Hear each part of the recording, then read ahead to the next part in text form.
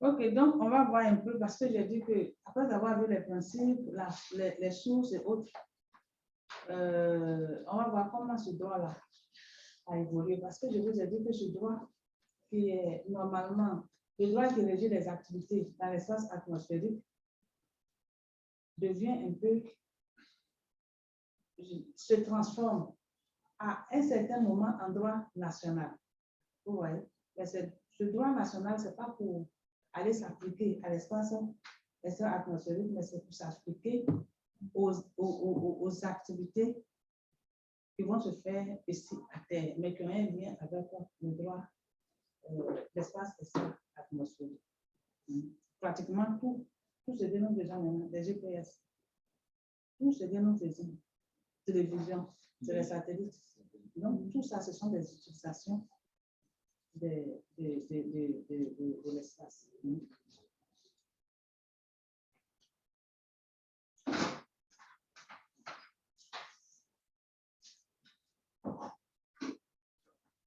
Et donc, ici, on va voir comment comment je vais dire ça? Le droit a évolué, mais on va pas prendre le cas de tous les pays, on va prendre juste le cas de la France. On va prendre le cas de la France, notre cher collaborateur. Donc, on va montrer les actions de la France face aux traités internationaux.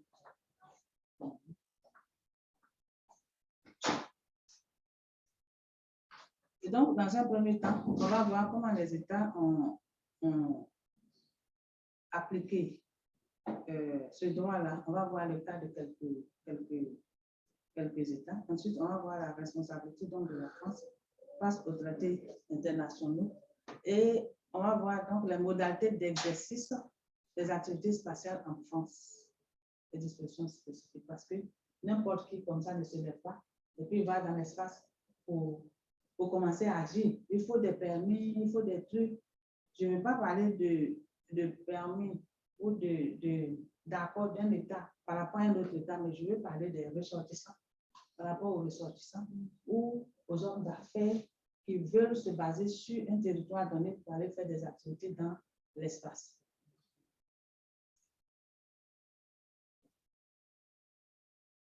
Et donc, on va voir un peu ce qui se passe au niveau des États-Unis. Comment les États-Unis ont appliqué les droits spatiaux, les accords internationaux. Donc, dès 1958, les États-Unis ont mis en place un cadre juridique complet pour régir les activités spatiales. En 1958, ils ont créé quoi? La NASA Act, qui donne quoi? La NASA. Ensuite, on a le Commercial Space Launch Act en 1984. Ensuite, on a le Land Remote Sensing Commercialization en 1984 encore. Ensuite, on a le Commercial Space Act en 1998 et on a le Space Tourism Promotion en 2001. Donc, vous voyez qu'ils ont élaboré, ils se sont basés sur les traités internationaux et à leur niveau, ils ont élaboré ce cadre juridique pour régir les activités dans l'espace. Donc, la NASA fixe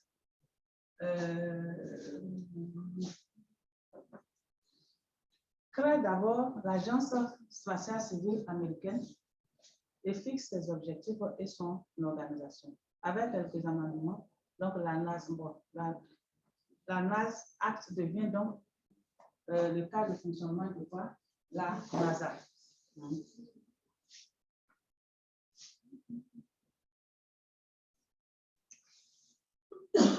Et la loi, comment on peut dire ça? Bon, la loi Commercial Space Launch, je ne sais pas comment je vais faire la traduction. La loi de lancement. Loi spatiale. En tout cas, sur le lancement par rapport au commerce dans l'espace. La loi sur le lancement par rapport au commerce dans l'espace.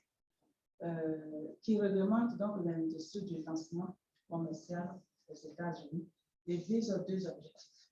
Un, encourager, faciliter et favoriser les lancements spatiaux commerciaux. Donc, ça veut dire quoi? Qu'est-ce qu'on va faire de commerce dans ça nous interpelle un peu. On a mis M. Wako. Je vais vous présenter dormir. Ensuite, élaborer. Le deuxième objectif, c'est d'élaborer des exigences d'octroi de licence en consultant avec d'autres organismes, en consultation plutôt avec d'autres organismes gouvernementaux. Vous voyez que ici, on parle de quoi? Licence.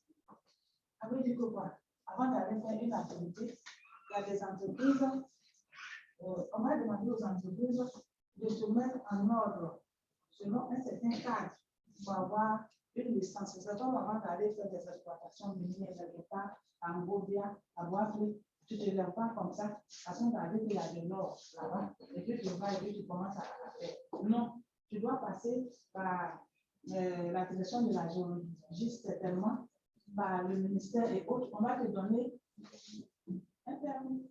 Et donc, c'est la même chose ici. Voilà. Et donc, la loi reconnaît le secteur privé aux États-Unis comme ayant la capacité de développer des lanceurs commerciaux, des satellites orbitaux et d'exploiter les sites et services de lancement privé. Donc, là, déjà, eux, ils associent le privé. Ça ne reste pas seulement une chasse gardée du public, de l'État, mais on ouvre pour eux les privés, que les gens qui ont l'argent, les entreprises qui veulent s'y intéresser, puissent venir. Voilà. Et donc, qui parle de lancement, on va parler du lanceur. Voilà. Ensuite, on a la loi de commercialisation de la télédétection d'observation de la Terre. Donc, les objectifs de cette loi sont les suivantes. Guider le gouvernement fédéral dans la prise en compte de la participation appropriée du secteur privé en fournissant un cadre pour la commercialisation progressive de la télédétection terrestre et en assurant la disponibilité continue des données au gouvernement fédéral. Maintenir le leadership mondial des États-Unis en matière de télédétection civile et préserver sa sécurité nationale et respecter ses obligations internationales. Et ils ne sont pas comme nous. Ensuite, réduire la durée et le montant des nouveaux investissements fédéraux nécessaires pour assurer la continuité des données, tout en réalisant la commercialisation de la télédétection terrestre civile. Assurer un programme civil complet de la recherche du développement et de la démonstration afin d'améliorer à la fois les capacités des États-Unis pour la télédétection de l'espace et l'application et l'utilisation de ces capacités et interdire la commercialisation des satellites météorologiques au moment où la loi se faisait.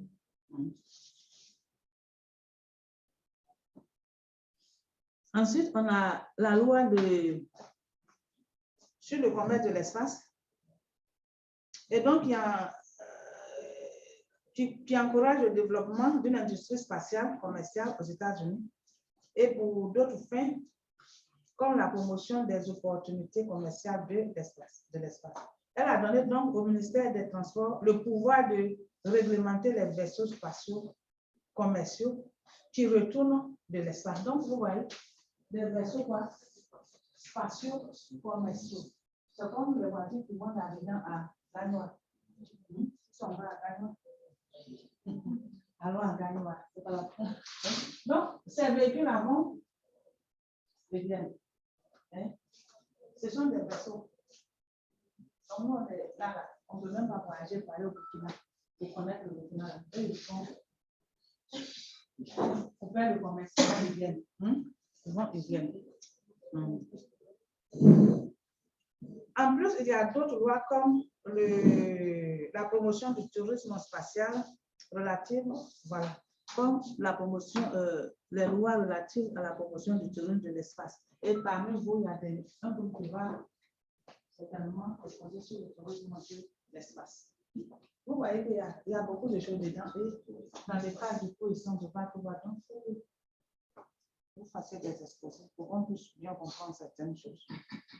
Ensuite, comment ces lois-là se font au niveau de la Russie? Comment la Russie procède?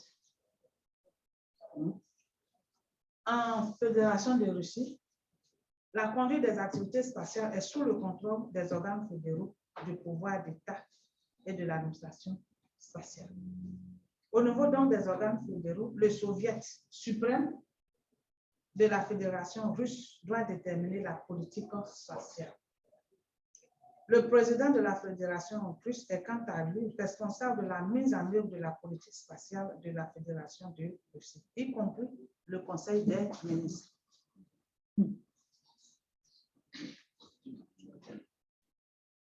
En outre, le gouvernement de la Fédération de Russie assure la supervision des activités spatiales. Des instances de travail mandatées par les organes fédéraux pour l'exécution des activités spatiales sont créées. D'abord, il y a l'agence spatiale russe, Roscosmos, qui est responsable du programme spatial civil. Ensuite, on a les forces spatiales militaires.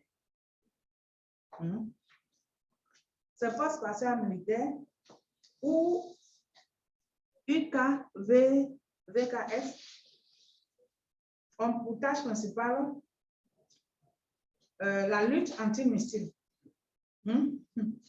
et la collecte d'informations au moyen de satellites de reconnaissance. Ensuite, on a l'Institut de recherche spatiale russe. Vous voyez la recherche. Institut de recherche spatiale russe. C'est important.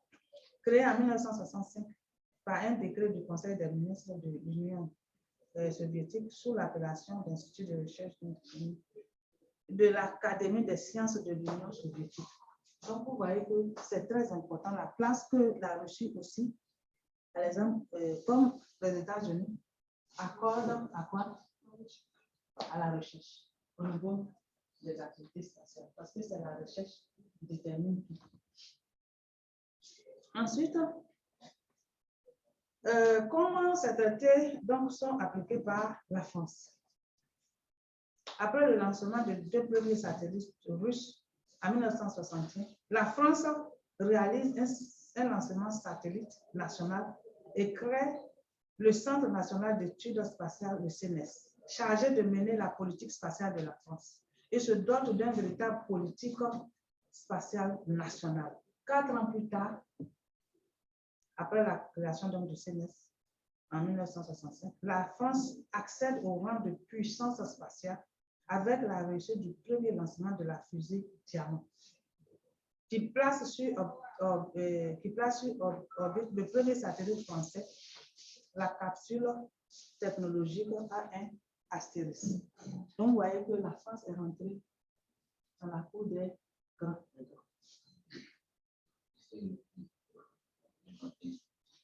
Et donc, ils adoptent en 2008 la loi relative aux opérations spatiales. Et cette loi est complétée le 3 juin 2008 par plusieurs décrets.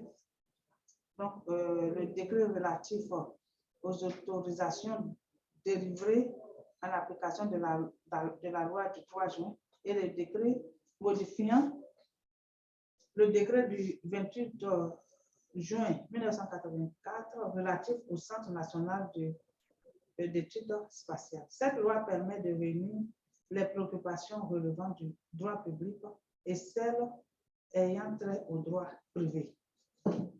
Donc, parce que dans ces activités, il y a le droit public, mais il y a le droit privé aussi. Parce qu'il y a des activités, il y a des entreprises aussi privées qui sont rentrées dans la danse. Donc, vous voyez que le droit spatial, il n'est pas resté là-bas.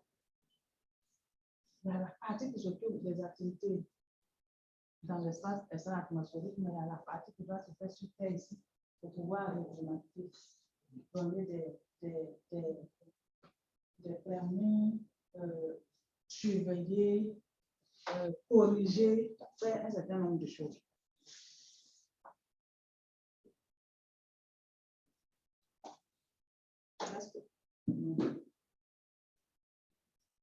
Et donc, On a vu un peu comment les deux grands ont procédé, on a vu les grandes décisions qu'ils ont prises pour pouvoir dominer l'espace jusqu'aujourd'hui. Et on a vu aussi un peu la France, mais on va voir en détail les actions même de la France. Voilà. Donc, face au traité face au traité, ça,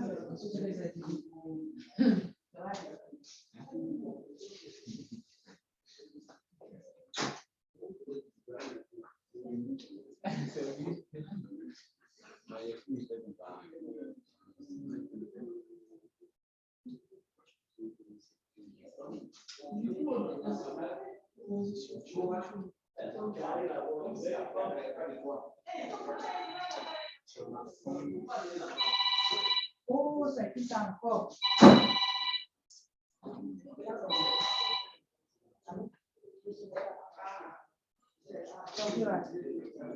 Je suis en M1, tu es où? Excusez-moi.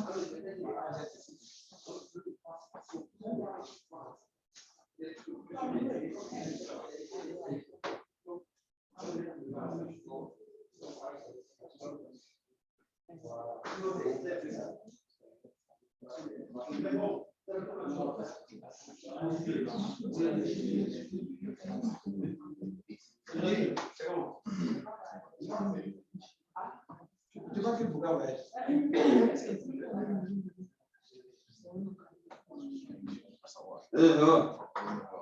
Attends, c'est là quoi que. C'est tout ça. Journée internationale du droit de la femme, je vais vous. C'est le droit de travailler, on a eu ça.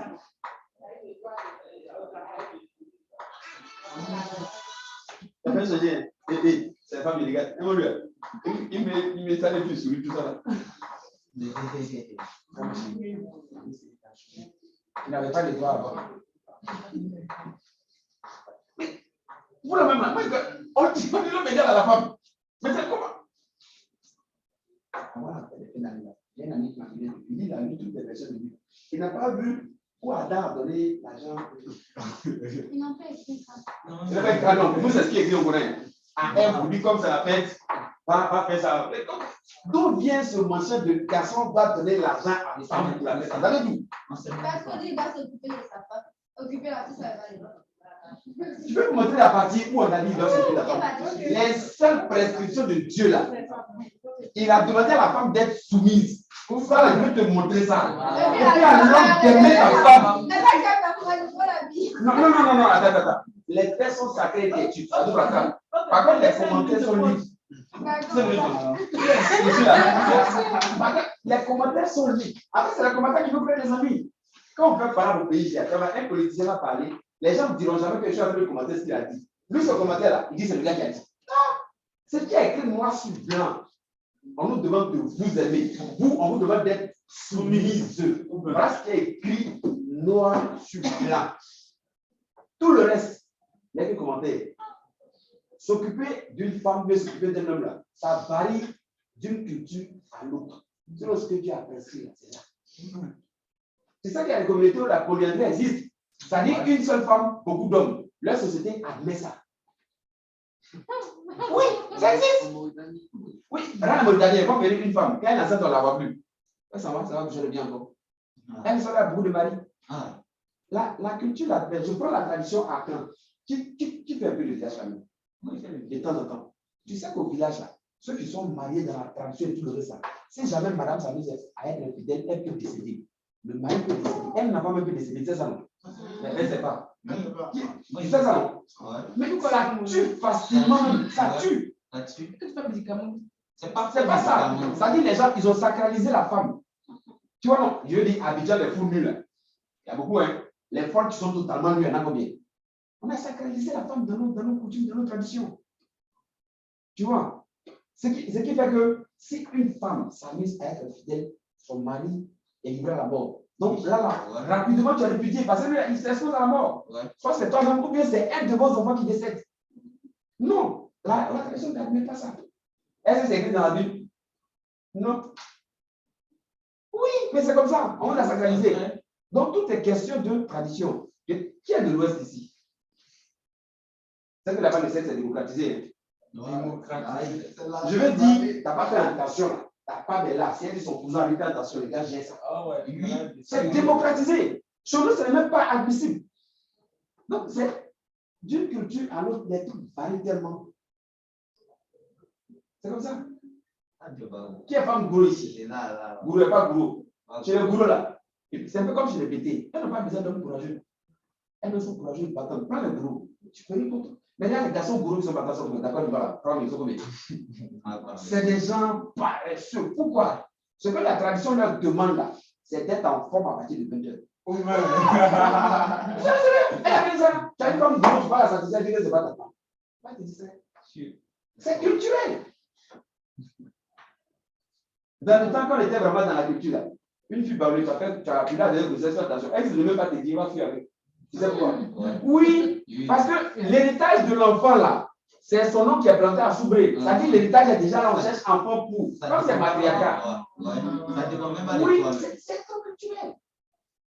La façon de monter les choses, c'est tellement culturel. Un accent digne de ce nom-là, il ne peut pas déménager chez sa femme.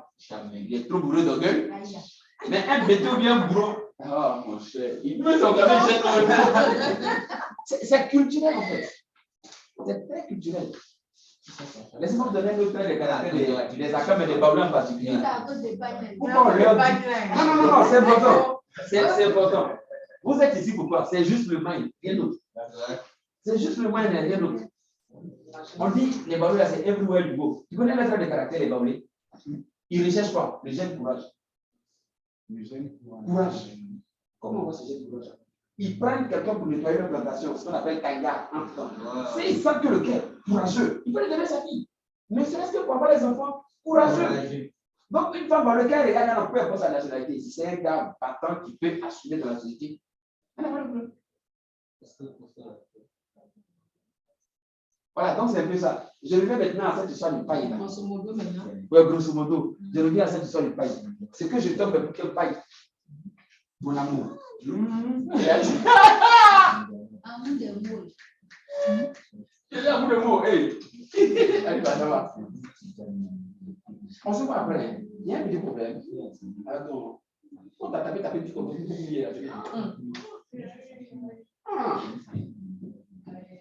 D'accord. On se voit après. On voit, ça va? Voilà, donc je reviens. Faites un choix finalement. Vous êtes dans cette zone de garantie, dans l'égalité des sexes. Mais vous êtes dans quoi? Dites-moi. Non, dites-moi, ça dit, définissez là où vous êtes. En fait, on saura comment vous prendre. Ça, il y a certaines filles, si tu veux en tant qu'égal à toi, ça va poser problème. Alors qu'on parle d'égalité. Tu es dans galanterie aussi, c'est un peu comme si tu te fous d'elle. Non, mais c'est un peu comme une handicapée. Galanterie, ça veut dire que tu es handicapé. Ça veut dire que nous deux, il y a un siège, nous deux, on doit s'asseoir, mais je peux te donner par rapport à quoi? Si c'est égalité. C'est quoi? Il n'y a pas de romancien. Adoras. Quel roman? Adoras, non. On dit pas Adoras ici là. Donc, faites un choix. Mais je vous dis la chose suivante. Non, dans une minute. Dans une minute. C'est ce contre quoi on est en train de se battre. En fait, plus vous évoluez dans le papier, vous devenez de plus en plus perturbé. Parce que vous prenez vos références au village. Tu parles de vous là, c'est pas des femmes. Quand vous prenez nos références au village, l'homme a toujours été au-dessus. Mais c'est le papier vous dit que vous êtes égal à l'homme. Vous êtes un peu perturbé. Et quand vous dites que l'homme était au-dessus, en fait, le pouvoir financier était pour l'homme. La femme l'aidait. Mais on est dans des cas de figure où, intellectuellement, vous êtes pareil. Vous avez pratiquement le même salaire. Comme c'est déjà ancré en vous, dites-moi, vous qui êtes femme, si vous avez le même salaire que l'homme, 500 000 pour deux, est-ce que vous êtes prêt à partager à égal pouvoir ou bien à égal poids les charges du ménage? C'est clair. Merci pour ta question. Oui, mais si on partage à lui dans son argent, pourquoi partager? Non, tu vois, donc tu as un conflit avec toi-même. Qu'est-ce que vous appelez l'égalité? Maintenant, le dernier mariage auquel j'ai assisté, quand on demande de tendre la main là, les deux tendent la main et puis on dépose le livret dans la main des deux. Maintenant, on dit que la femme peut donner son nom à l'enfant. Oui, c'est ce qui est écrit dans les papiers. Aïe. Le terme épouse ne paraît plus, c'est les époux. Je veux dire de façon concrète, deux hommes comme deux femmes peuvent se mettre là. Donc, vous voyez que ça perturbe le foyer. Parce que c'est force et faiblesse. Je ne parle pas de yin et de yang. Mais quand on nous donne les mêmes masses, tu penses que quoi? Ça ne veut pas tenir. Donc, on est dans un truc bizarre. Voilà, plus vous grandissez les échelles là, après Marie, c'est du Oui. Yes! Donc, ceux qui sont libres vont faire ça. Donc, faites très attention. Des dernières phrases, de deux dernières phrases, en fait, c'est parce que